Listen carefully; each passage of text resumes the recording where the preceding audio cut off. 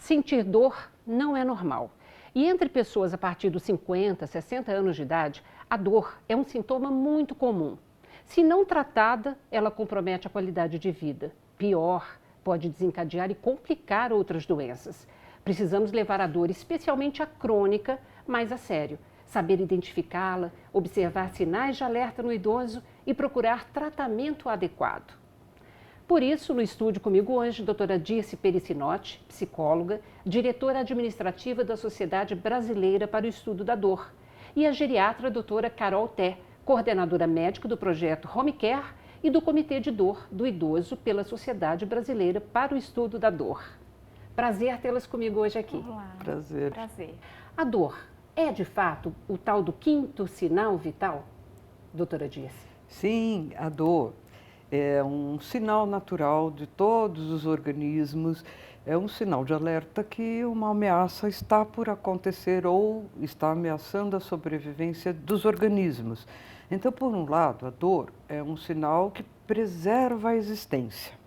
É um mecanismo que faz com que a gente organize as nossas respostas para enfrentamento de situações adversas. Contudo, a dor, quando ela se prorroga ao longo do tempo, ela acaba se transformando numa patologia em si. Mais recentemente, os sinais vitais, como respiração, pulso, pressão arterial, estão sendo avaliados pelas equipes médicas e há cerca de um tempinho para cá, a dor tem sido também mais avaliada em situações de assistência à saúde. Então, a dor é considerada o quinto sinal vital, sim. Deixa eu aproveitar, a dor tem aguda e crônica. Tem uma duração que a gente possa mensurar para classificar essa dor? Sim, exatamente. De uma forma didática, a dor ela é considerada aguda quando ela tem um tempo de até 30 dias. A partir desse tempo, acima de 3 meses ou 6 meses, a dor ela é considerada crônica. Em geral, a dor crônica, a lesão, ela, muito embora não mais existe. Diferente da dor aguda, que ela é um sinal de alerta, um sinal de perigo, de que algo esteja acontecendo no corpo, no organismo, a dor crônica, aquela lesão inicial que gerou a dor aguda, ela já não existe mais. E dor crônica e fibromialgia, qual que é a diferença? A fibromialgia, ela é uma causa de dor crônica, tá? Existem alguns critérios diagnósticos de fibromialgia, entre eles a presença de dor que perdura acima de 6 meses, além de outros critérios, como dor em algumas regiões do corpo, uma dor mais difusa, generalizada e que em geral vem acompanhado de fadiga crônica, que é um cansaço extremo, alterações do sono e alterações cognitivas, como sintomas depressivos, alterações de memória, outras questões mais voltadas à cognição.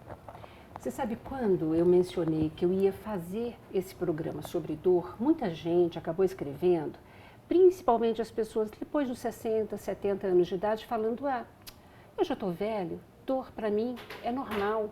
Não é normal, né, sentir dor? Não. Embora a dor num estado agudo, como eu falei, serve como um alerta para qualquer organismo se organizar, a dor, quando ela se cronifica, ela se torna ela mesma um problema grave. Porque o que acontece? Essa cronificação ela é decorrente de alteração do sistema nervoso central, que muitas vezes responde com dor a estímulos que não sejam necessariamente relacionados a essa sobrevivência. Então, se nós pensarmos na dor, no sistema que gera dor, como se fosse o sistema de alerta, de alarme da nossa casa. Né? A gente tem fios, a gente tem a caixa de entrada, só que em algum lugar desse sistema de alarme, alguma coisa foi alterada, às vezes na caixa de entrada, às vezes na fiação. Quando ocorre essa alteração na caixa que organiza esse sistema, às vezes qualquer ventinho que mexe na janela faz esse alarme disparar. É muito semelhante essa analogia com o que acontece conosco. principalmente no que acontece na dor crônica. Houve uma alteração do sistema nervoso central, às vezes periférico, que faz alguns estímulos serem percebidos, serem interpretados como dor. Essa interpretação, ela pode ser cognitiva, ela pode ser emocional ou ela pode ser da condução elétrica dos estímulos nervosos. Então, dor crônica sempre é um problema em qualquer idade. Dor aguda tem que buscar atendimento porque pode ser uma condição do organismo de desestabilização, de doença. Dor realmente crônica, uma intervenção imediata. A dor aguda, ela sempre há uma necessidade. Às vezes é uma dor de dente, às vezes é uma apendicite, às vezes é um cisto ovariano que precisa ser realmente tratado de uma forma emergencial. claro. Né? Na dor crônica, como a doutora Dirce falou, a dor ela deixa de ser um sintoma, um sinal de alerta, e ela passa a ser a própria doença. Mas sentir dor não é normal do ponto de vista da dor crônica. Então, o processo é muito delicado porque a dor é subjetiva, né? Sim. Mas nós não podemos nunca considerá-la como uma frescura ou subestimá-la. É isso, Sim, doutora? exatamente. A dor, ela depende de experiências prévias, de experiências passadas. Né? O que nós aprendemos de quando nós éramos pequenos, crianças, nas nossas primeiras vivências dolorosas, essa é a nossa memória. Então, isso é algo tão importante que a gente precisa considerar todas essas experiências. Por isso que é pessoal, é subjetiva e é individual. E importante a gente saber mensurá-la para saber tratar? Sem dúvida. Sim, o que nós dizemos, não só do ponto de vista da psicologia, mas de todos os estudiosos da dor, é que dor é tudo que o paciente diz que sente, que alguém diz que sente. Então, se alguém diz que sente dor, em que idade for o idoso, é preciso tomar alguma atenção sobre isso. Dor é sempre uma queixa que revela, como a doutora estava dizendo, uma série de situações de memória, uma série de situações de aprendizagem. Está muito ligada à cultura que cada povo desenvolve. É claro, existem os aspectos genéticos também. Algumas raças, algumas condições têm características diferentes, né? Contudo, vai ser sempre o que o paciente diz que sente e, portanto, dor é um sinal subjetivo, sim. Tá. Agora, como é que a gente mede? Como é que a gente afere a dor? Tem instrumentos hoje para isso? Tem, exatamente. Primeiro, o autorrelato, né? O que a pessoa diz ser, como a doutora Dirce falou, isso é o mais importante. A gente acreditar, a gente entender que existe uma queixa e é trazido de forma verbal pelo indivíduo, né? Isso é o autorrelato. E existem escalas, instrumentos de avaliação, que em geral são escalas que avaliam a presença ou ausência de dor numa tabela, digamos assim, de 0 a 10. Isso é uma escala de intensidade. É lógico que existem várias dimensões. A dimensão afetiva, motivacional, a dimensão avaliativa, comportamental. Em geral, as escalas mais utilizadas na nossa prática diária, do dia a dia, do consultório, são as escalas de intensidade, que a gente avalia a dor numa intensidade de 0, onde não há dor, né, total ausência de dor, até uma escala de 10, em que a dor ela tem uma graduação nota 10. E aí é um instrumento de avaliação.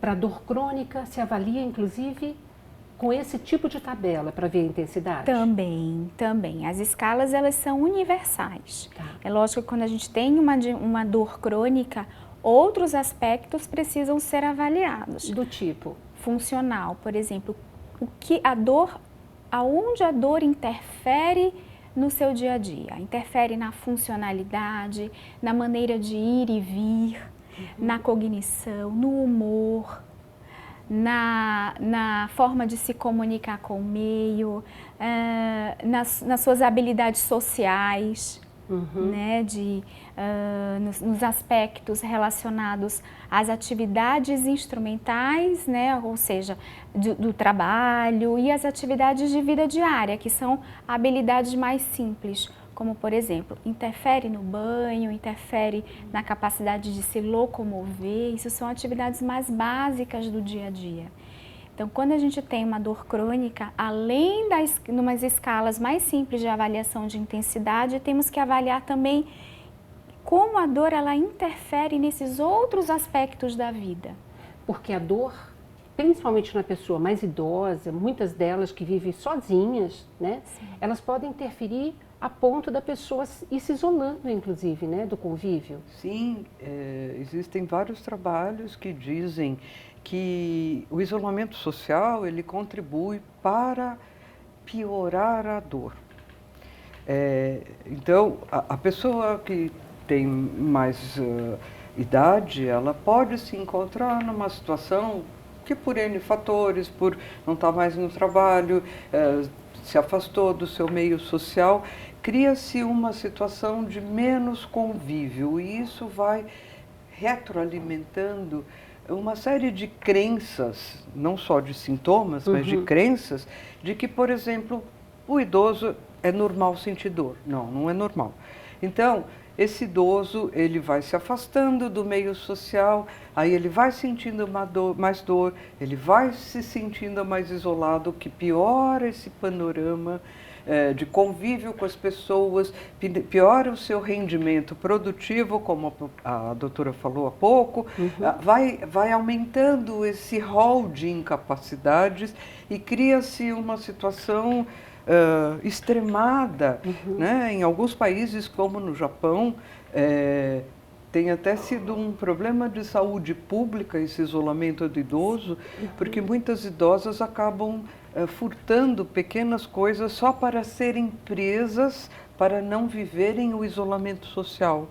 Então, é uma conjugação de fatores que precisam ser mapeados para serem identificados quais são os fatores que a gente vai intervir e reorganizar a vida do idoso. A gente vai continuar falando sobre isso logo mais, tá bom? Não saia daí, a gente volta já já.